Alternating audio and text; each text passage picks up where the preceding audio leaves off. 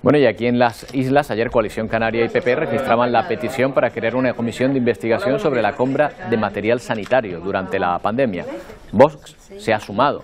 Si sale adelante, se van a estudiar las ramificaciones en las islas del caso Koldo. Nacionalistas y populares también quieren ahondar en otro caso, el llamado caso Mascarillas, la presunta estafa de 4 millones de euros por mascarillas que nunca llegaron al archipiélago y que el anterior Ejecutivo rechazó investigar en la Cámara Regional. Gracias. Bueno, pues también esta mañana el ministro Ángel Víctor Torres, al frente del Gobierno de Canarias, cuando compró la presunta trama material por valor de 13 millones de euros, ha asegurado que si alguien se lucró, que lo pague, y ha insistido en que Canarias estuvo entre las regiones que mejor actuaron durante la pandemia. Y alguien, de manera ilegal, se ha beneficiado, se ha lucrado, ya lo he dicho, que lo pague con toda la fuerza de la ley. Yo estoy a disposición de que me pregunten donde quieran, como quieran y de lo que quieran. Ese expediente junto a los demás fue a la Audiencia de Cuentas, pero también se elevó ese informe de la Audiencia de Cuentas al Tribunal de Cuentas, que no detectó absolutamente nada, y el material, repito, llegó, por cierto. Ahí están los precios mucho más baratos, 2,5, que otras comunidades que lo compraban a 10 euros. Así 2 años o 3 años después, se ve que alguien se ha corrompido, lo decía ayer. A quien hay que señalar y contra el que hay que ir es con quien se haya corrompido. Miren, la Comunidad Autónoma de Canarias hizo una magnífica gestión en la pandemia. El primer caso de COVID de toda España llegó a La Gomera el 30 de enero del año 20.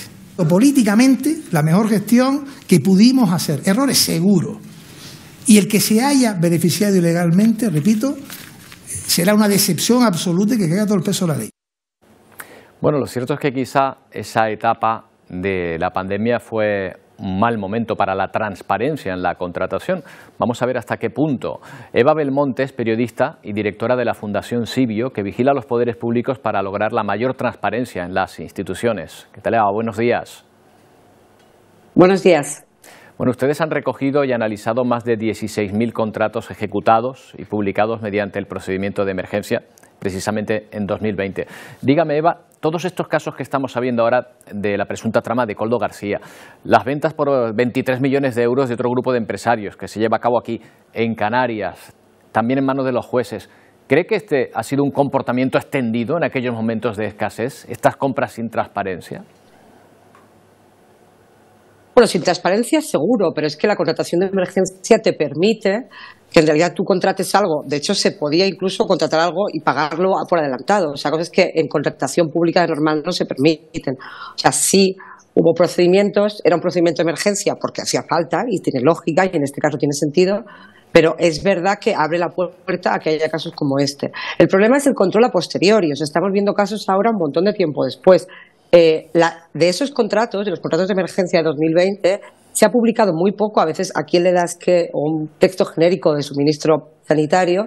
Se ha publicado muy tarde. Los contratos con el Servicio Canario de Salud se publicaron en 2021, se publicaron más de un año después de que se firmaran con esta empresa, por ejemplo, y tienen muy poca información. Entonces, ¿qué pasa? Que es muy difícil ahora, a posteriori, que es cuando sí se podría controlar si ha habido irregularidades. Entonces, que puede haber más casos, yo estoy convencida, porque en realidad era un poco barra libre. Tenía sentido, pero lo que no tiene sentido es que ahora no se pueda controlar porque no hay información suficiente.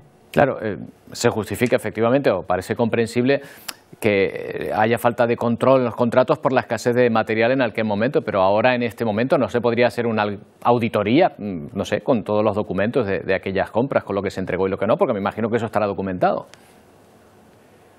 Bueno, está documentado en parte. Piensa que en la contratación de emergencia solo te piden que tú publiques 15 días después, que por cierto todo el mundo publicó tarde o mucha gente ni ha publicado, qué le has comprado a qué. O sea, es el nombre del objeto, la cantidad que has pagado. Muchas veces no sabemos qué se esconde detrás de ese objeto. No sabemos cuántas mascarillas, si ponen mascarillas, cuántas. Ni siquiera podemos ver a cuánto se pagó, qué pasó al final. Entonces, sí se puede vigilar paso a paso, pero el problema, que es más grave en la contratación de emergencia, pero que es general en la contratación pública, en todos lados, y que siempre nos encontramos ese problema cuando desde Sibio intentamos investigarlo, es que faltan datos, los datos están mal, no se puede cruzar, por ejemplo, con un registro abierto de quién está detrás de las empresas, ¿no? Porque me gustaría cada contrato saber quién es el que se está beneficiando y ver si tiene algún vínculo por lo público. Entonces, el problema de la contratación en general, y más en la contratación de emergencia, es que nos falta muchísima información para poder vigilarlo de forma moderna. Yo puedo ver este caso en concreto y hacer una investigación, pero no puedo mirar todo lo que se contrató y ver dónde, como mínimo, hay señales que me hacen sospechar. Claro, una de esas señales, Eva, podría ser que una empresa se dedique a otra cosa absolutamente distinta y de repente importe mascarillas. ¿Qué porcentaje de esas 16.000 contratos que han podido estudiar tenía relación con cuestiones sanitarias, las empresas con las que contrataron? Pues fíjate, aunque parezca que se contrató a muchísimas empresas, solo 4, que fueron las que más dinero recibieron, se llevan 1 de cada 10 euros, ¿no? 1 de cada esos 6.500 millones. Y entre esas destaca que la que más se llevó era una empresa que se dedicaba, antes de la pandemia, a la venta de bebidas energéticas. O sea, no tenía nada que ver con esto. Entonces, es lógico que muchas empresas que tenían contactos en China aprovecharan ese contacto. Lo que no podemos saber ahora mismo, y por eso el problema es que haya que ir caso por caso, porque se nos van a escapar muchos, es cuánta gente de verdad aprovechó sus contactos para ayudar, para echar un cable, yo puedo traer cosas de China y no saco un beneficio loquísimo, y cuántos aprovecharon para intermediar y de ahí sacar una tajada bien grande en un momento tan difícil. Claro, otra señal, empresas que no tenían actividad. Por ejemplo, esta operación de la que le hablaba que se investiga en Canarias se lleva a cabo a través de empresas sin actividad un año antes del encargo o con una facturación que pasa apenas de 2.000 euros a 18 millones en un solo ejercicio.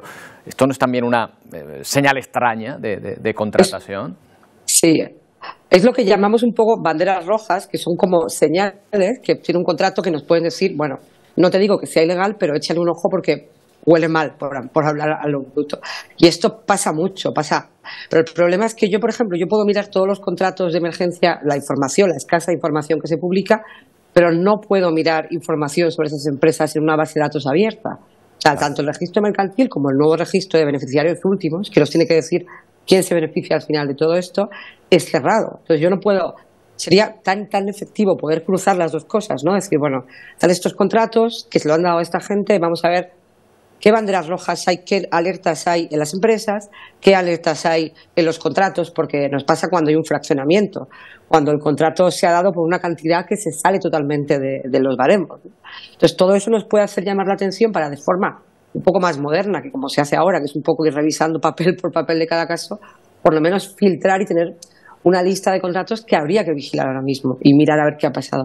Claro, es una tarea que se nos antoja bastante grande, pero después están otras dudas. Por ejemplo, ¿es legal?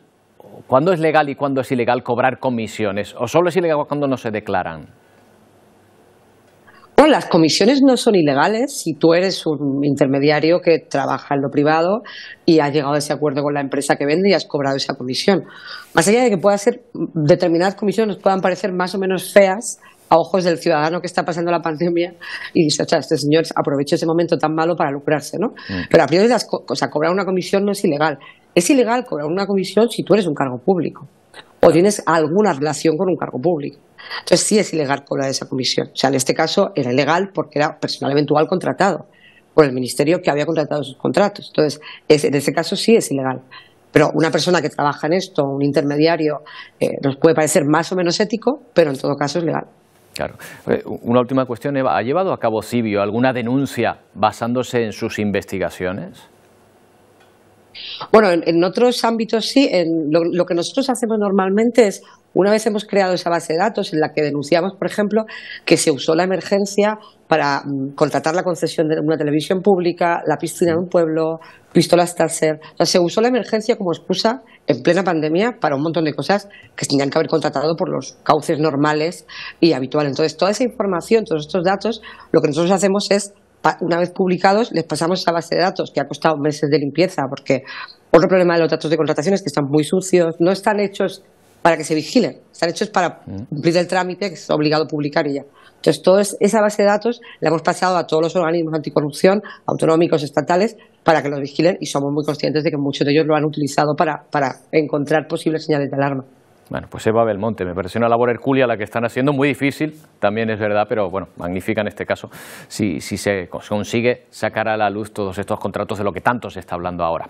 Muchas gracias por habernos atendido, Eva. Gracias a vosotros.